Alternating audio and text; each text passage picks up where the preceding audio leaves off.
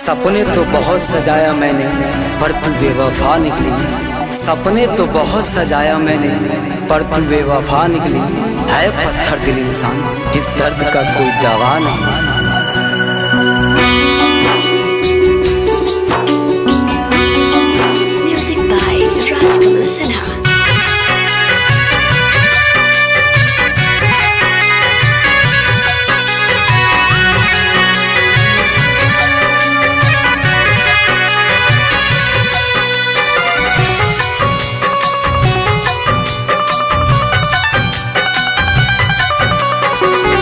भूल गईलू गोरी पियावा के प्यार में, भूल गईलू गोरी पियावा के प्यार में।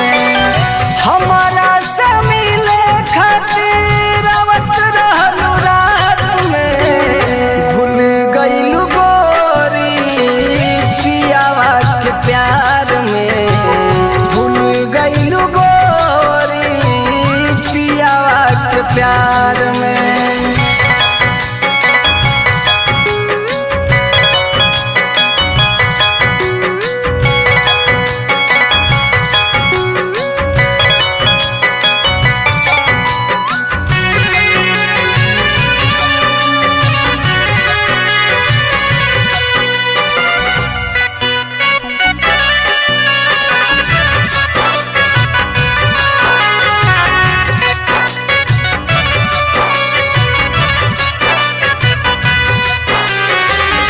दुश्मन जमाना बे दर्द समाज बा, छोड़ दिल बचू के तू कौन ऐसन राज बा।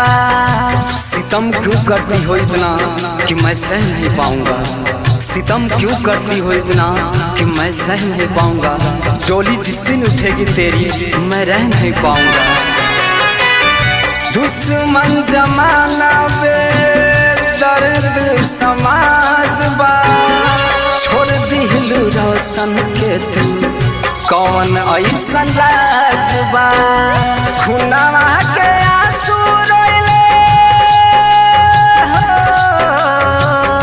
खुनावा के आंसू रोइले रात भर तोहर याद में। भूल गईलू गोरी पियावा के प्यार में, गईलू गोरी पियावा के प्यार में।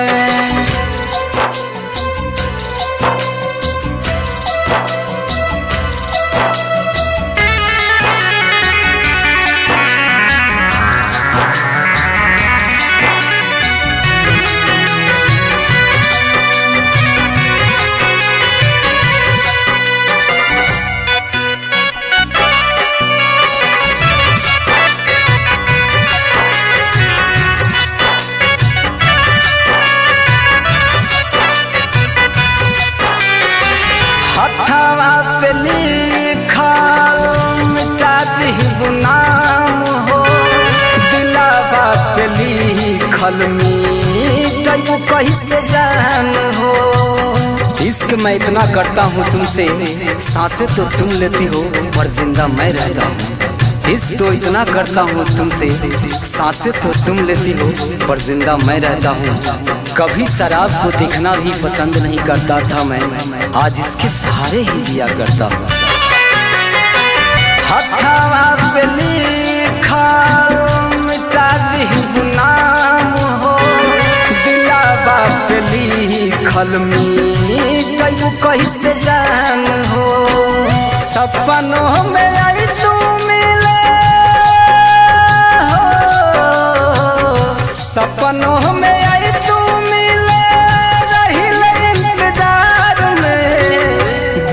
गईलू गोरी पियावा के प्यार में। भूल गईलू गोरी पियावा के प्यार